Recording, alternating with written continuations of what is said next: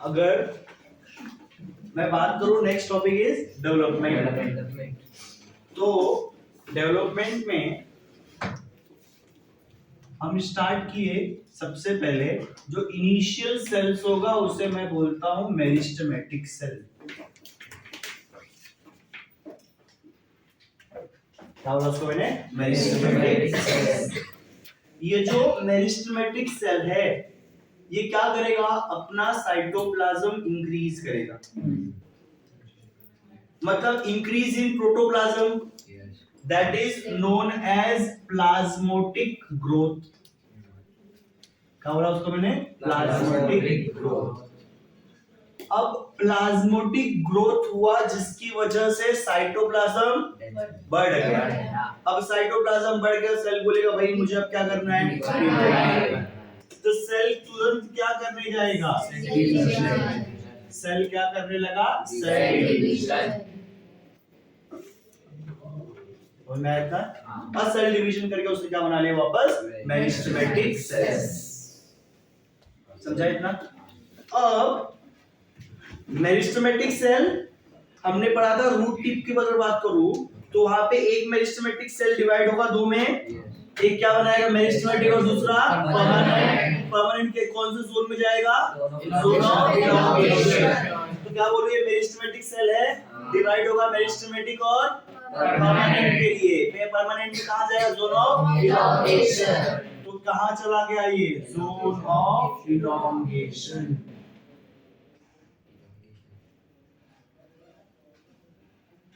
कहां गया वो? Zone of elongation. समझ में आया इतना? तो कहां पे एंटर किया उसने? जोन ऑफ इलॉन्गेशन के अंदर। अब इलॉन्गेशन में गया तो उस वक्त कहां जाएगा वो? मैचुरेशन। तो अब ये कहां पे एंटर किया? Zone of maturation. कहां एंटर किया? Zone of maturation. समझा? अगर मैं मैचुरेशन में बात करूं तो कौन से सेल्स होंगे? Permanent cells. कौन से होंगे? Permanent cells.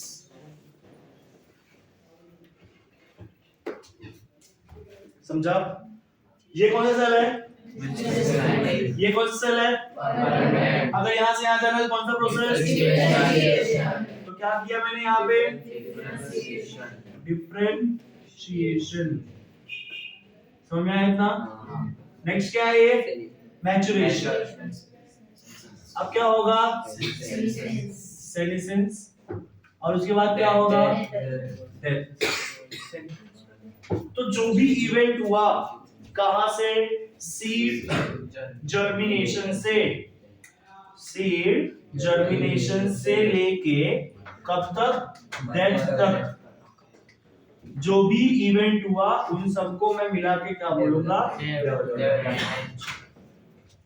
अगर मैं डेवलपमेंट की बात करूं तो ध्यान से देखो, ये ग्रोथ हुआ, क्या हुआ? ये ग्रोथ। और ये क्या हुआ? डिफरेंशिएशन। तो डेवलपमेंट में दो प्रोसेसेस दिखे मुझे, पहला कौन सा? ग्रोथ, और दूसरा कौन सा? डिफरेंशिएशन। तो मैं ऐसा बोल सकता हूं क्या, जो डेवलपमेंट है मेरा वो क्या है? Growth plus differentiation.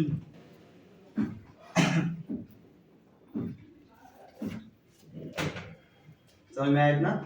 Growth and differentiation. समझे यहां तक? तो ये किसके बारे में हो गया मेरे? डेवलपमेंट। अब यहां से आगे डेवलपमेंट के बारे में और कुछ पढ़ेंगे। अब इसके बाद एक टॉपिक आता है, एक वर्ड है जिसका नाम है प्लास्टिसिटी। क्या है ये? प्लास्टिसिटी। ये प्लाज्मोटिक ग्रोथ है, वो प्लास्टिसिटी। क्या होता है प्लास्टिसिटी? नॉर्मल अगर हम लोग अभी क्लासरूम के अंदर हमारे बाल ऐसे अच्छे साथ स्काल्प दिखेगा क्या मेरा? टकला नहीं। समझ में आया ना?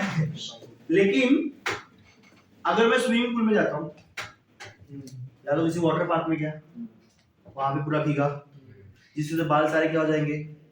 एक साथ आ जाएंगे और स्काल्प दिखना स्टार्ट होता है। समझ में आया? तो गीले बाल में नॉर्मली स्काल्प दिखने लगेगा।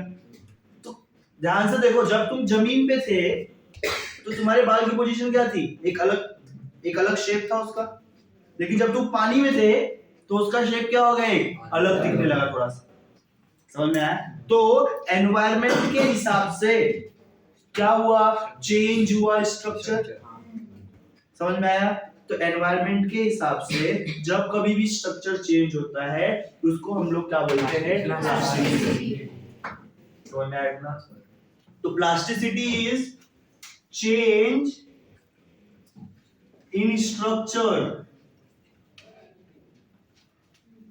Due to environment. एनवायरनमेंट की वजह से भी चेंज हो सकता है, या तो लाइफ प्रोसेस, या तो लाइफ फेज।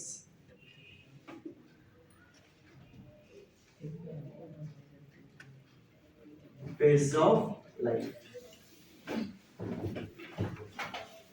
तो पहले वाला पढ़ते हैं, कौन सा, एनवायरनमेंट के बेसिस। एनवायरनमेंट के बेसिस पे तो मैं एनवायरनमेंट की बात किया, पहला एनवायरनमेंट ये, दूसरा ये। पहले एनवायरनमेंट में मैं यहां पानी की बात किया, तो ये कौन सा हैबिटेट होगा मेरा, एक्वेटिक। ये दूसरा जिसको मैंने क्या बोला, टेरेस्ट्रियल। क्या बोला इसको मैंने, टेरेस्ट्रियल। तो ये यहाँ पे प्लांट है, कौन सा प्लांट है, एक्वेटिक प्लांट।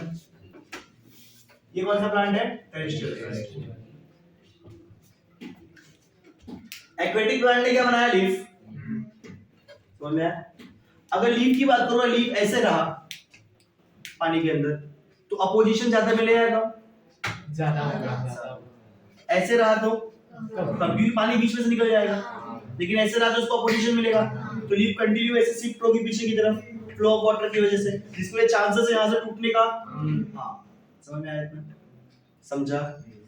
तो पानी के अंदर लीफ ऐसे होगा या ऐसे, ऐसे। समझ में आया? तो पानी के अंदर लीफ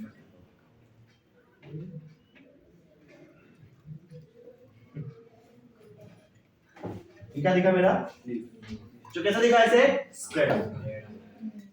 अगर मैं लैंड की बात करूं तो यहाँ पे ऐसे चलेगा, हाँ पानी नहीं है, एयर है, तो एयर का फ्लो उतना समझ सकते हैं। तो यहाँ पे लीफ कैसा दिखेगा,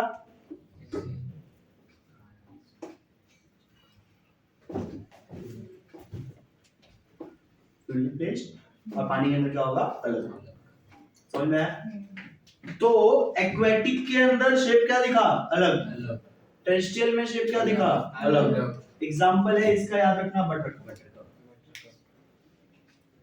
एग्जाम्पल ही इंपॉर्टेंट है, क्योंकि एग्जाम्पल हम एग्जाम में कंफ्यूज होते हैं। एनवायरनमेंट की वजह से क्या था और फेजेस ऑफ लाइफ की वजह से क्या था।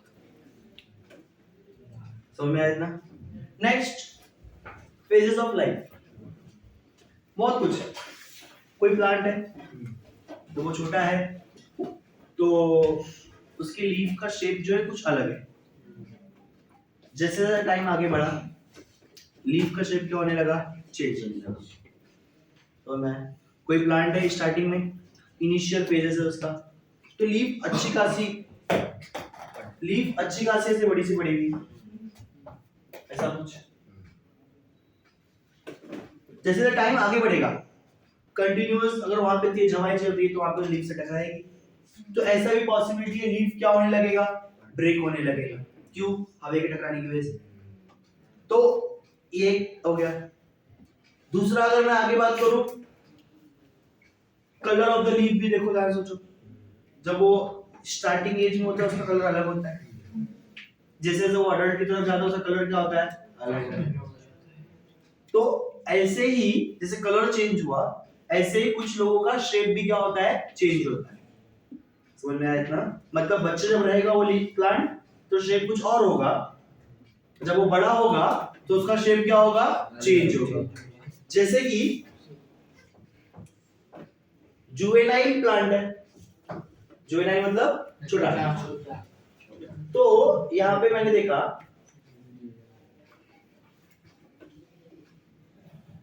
ये नॉर्मल कुछ ऐसा अजीब-गरीब उसका स्ट्रक्चर था, इसका डिफरेंशिएटेड था क्या, नहीं। जब ये अडल्ट में पहुंचा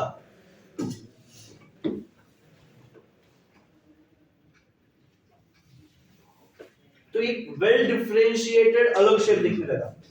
यहाँ पे मार्किंग्स नहीं दिखी उतनी, यहाँ पे अच्छे खासा डिफरेंशिएशन दिखने लगा।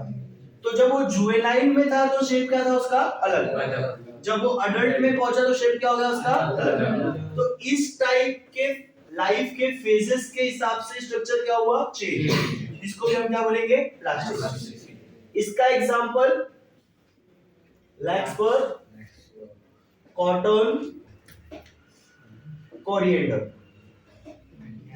लैक्सबर्ग, कॉटन और कोरिएंडर। समझ में आया इतना? समझा? तो हमने डेवलपमेंट पढ़ा और नेक्स्ट टॉपिक क्या पढ़ा हमने? प्लास्टिसिटी। प्लास्टिसिटी नीट का सबसे इंपॉर्टेंट टॉपिक है। समझ में आया इतना? और एक दो साल में एक बार तो ये आता ही आता।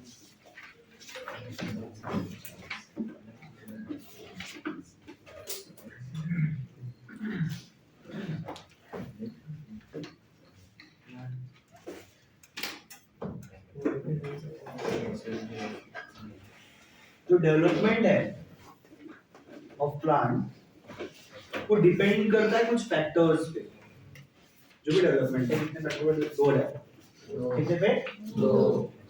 तो development is depend on two factors. सबसे पहला है इंट्रिंसिक फैक्टर और दूसरा है एक्सट्रिंसिक फैक्टर। जो इंट्रिंसिक फैक्टर है ये दो चीजों को इंक्लूड करता है। सबसे पहला जेनेटिक और दूसरा प्लांट ग्रोथ रेगुलेटर्स। दो फैक्टर्स को इंक्लूड करता है, जेनेटिक और प्लांट ग्रोथ रेगुलेटर्स। ठीक। एक्सट्रिंसिक की बात करूं तो वही same, water, sunlight, oxygen, temperature, pH, nutrition. ये सब क्या हो गया? Extrinsic factor. अब पूरा चैप्टर और नीट का एक या दो क्वेश्चन सब कुछ किस पे डिपेंड करता है? इस पे।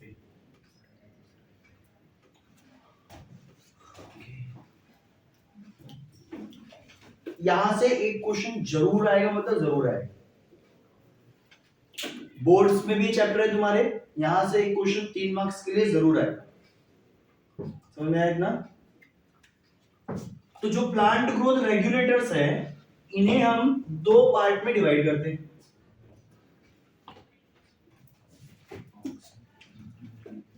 पहला पार्ट जिसे हम बोलते हैं ग्रोथ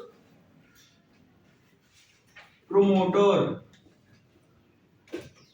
उसको मैंने ग्रोथ प्रोमोटर। और सेकेंड पार्ट जिसे मैंने बोला ग्रोथ इनहिबिटर। क्या बोला उसने? ग्रोथ इनहिबिटर और ग्रोथ प्रमोटर। समझा इतना?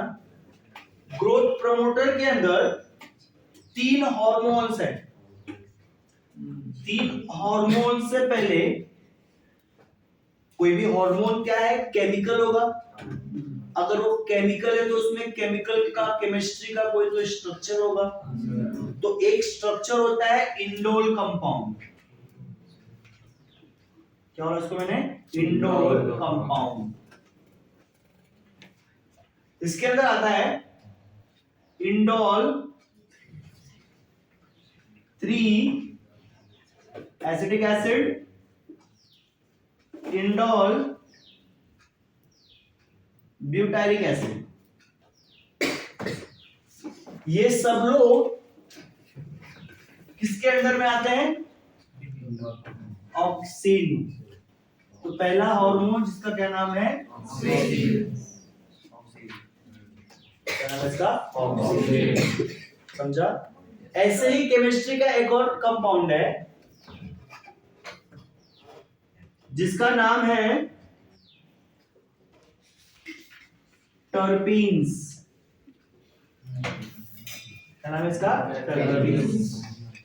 इसके अंदर जो है इंक्लूड होगा वो होता है जिब्रेलिक एसिड। क्या होगा इसको मैंने? Gibberellic acid. और जो हार्मोन होगा उसका नाम होगा जिब्रेलिन्स।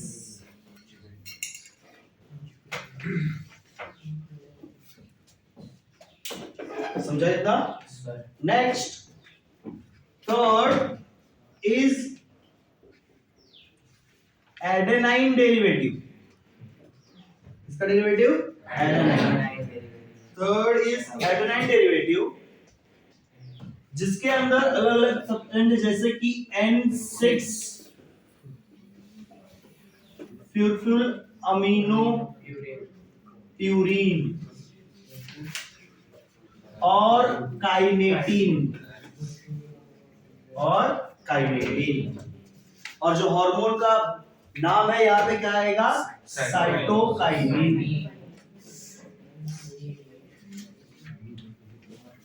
क्या नाम है उसका? साइटोकाइनिन। समझ में आया था?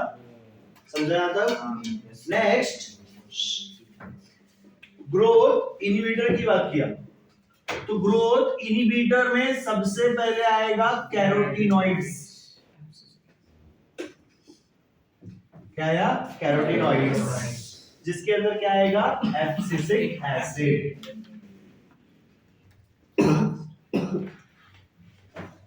क्या बोल दिया उसको मैंने? Abscisic acid. इसके बाद इनहिबिटर में एक और नाम है जिसे हम बोलते हैं गैसियस हार्मोन। क्या बोला इसको मैंने? Gaseous hormone. और जो गैसियस हार्मोन है उसका नाम है इथाइलिन। क्या नाम है उसका? इथाइलिन। समझ में आया? उसका नाम क्या है? इथाइलिन। तो गैसियस में क्या पढ़ लिया हमने? इथाइलिन। कैरोटीनॉइड्स डेरिवेटिव में क्या पढ़ लिया? Abscisic acid. नोट, इस पे ध्यान देना अपने को, गैसियस हार्मोन पे याद रखना ethylene act as a promoter also. ये प्रोमोटर की तरह भी काम करता है और इनहिबिटर की तरह भी काम करता है। समझ में आया इतना? समझा? तो हमने डेवलपमेंट से स्टार्ट किया, इंट्रिंसिक एक्सट्रिंसिक फैक्टर, इंट्रिंसिक में जेनेटिक और प्लांट ग्रोथ रेगुलेटर्स की बात किया, जहां पे हमने प्रोमोटर्स और इनहिबिटर्स को क्लासिफाई किया। प्रोमोटर्स में हमने पढ़ा इंडोल कंपाउंड, टर्पीन्स और एडेनाइन। इंडोल कंपाउंड के अंदर हमने दो नाम पढ़े जो किसके अंदर आते हैं? ऑक्सीडेट टाइप है वो सब। यहाँ पे जिब्रेलिक एसिड था जो क्या है? जिब्रेलिन्स। N6 ट्रिपल अमीनो और काइनेटिन जो क्या है मेरा? साइटोकाइनिन। कैरोटीनॉइड्स डेरिवेटिव में एब्सिसिक एसिड और गैसेस में क्या है मेरा? इथाइलिन। हमने पढ़ा ये इनहिबिटर के साथ साथ प्रोमोटर भी होता है। हो सकता है नहीं होता ही। समझ में आया इतना? हां सर। समझाया तक? नेक्स्ट हम स्टार्ट करते हैं फर्स्ट हार्मोन के साथ। पहला hormone is auxin. Is the growth promoter. सबसे पहले इसकी डिस्कवरी क्या है? कहाँ है इसकी discovery? Point A is discovery. पहला दोनों ही बुक कंबाइन करके हम पढ़ रहे हैं, ठीक है? तुम्हारी जो जीटीबी होगी नेक्स्ट ईयर के लिए, ठीक, वो भी पढ़ा दोनों साथ में। समझाया था? अब ध्यान से देखो,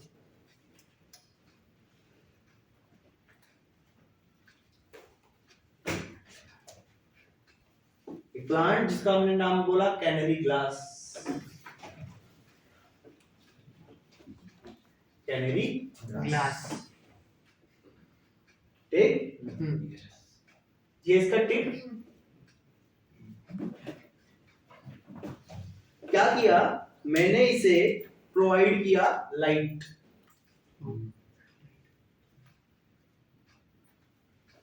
क्या दिया मैंने इसको? लाइट। अगर मैं इसको लाइट दिया तो क्या होगा? ये बेंड होगा। किसकी तरफ बेंड होगा? लाइट की तरफ। तो ये लाइट की तरफ क्या होने लगा? बेंड हो गया। बेंड हो गया। क्या हो गया? राइट की तरफ ये बेंड। समझ में आया? तो इसको मैंने क्या बोला? Photo periodism. क्या बोला इसको? Photo periodism, sorry phototropism, sorry क्या बोला इसको मैंने? फोटोट्रॉपिज्म। समझ में आया इतना? Bending of stem towards the light. इस एक्सपेरिमेंट को किया था डार्विन।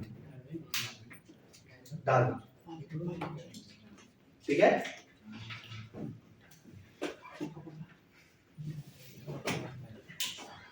Experiment number 2।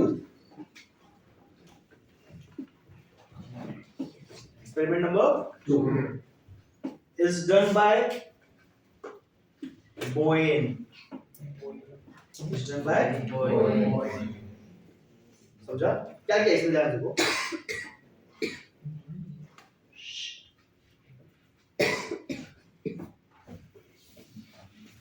ये प्लांट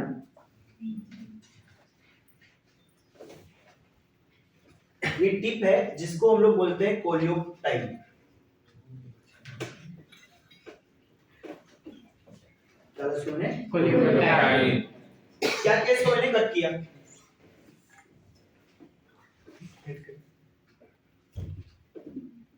समझा? कट करके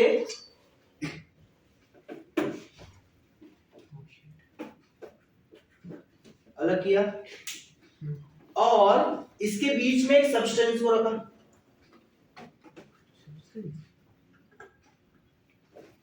जिसका नाम है जिलेटिन। क्या रखा मैंने? जिलेटिन। तो टिप को रिमूव किया तो उसके बीच में क्या रखा? जिलेटिन। जिलेटिन एक सब्सटेंस है जिसमें कार्बोहाइड्रेट वगैरह बहुत सारी चीजें यूज करके बना है। इसके बारे में मालूम नहीं है तो भी चलेगा, खाली में क्या डाला मैंने? जिलेटिन। ठीक है। इसके बाद इसको क्या प्रोवाइड किया मैंने? लाइट।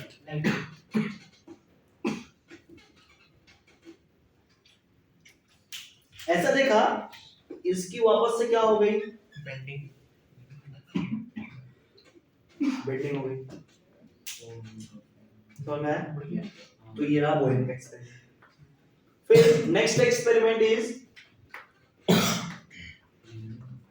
From Paul. इसका है पॉल। इसने क्या किया?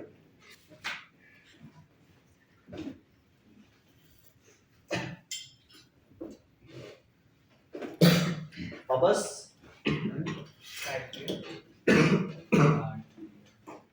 कट किया और इस बार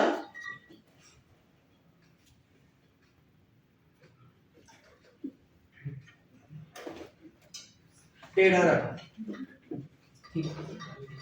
समझा? और ऐसा देखा डार्कनेस के अंदर भी इसकी बेंडिंग हो गई।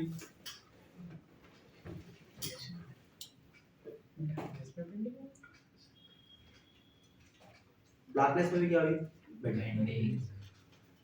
समझ में आया इतना? समझा आपने? फिर एक एक्सपेरिमेंट हुआ। हमारे को पहला और लास्ट दिया हुआ। ये experiment is done by F.W. Wendt। F. Wendt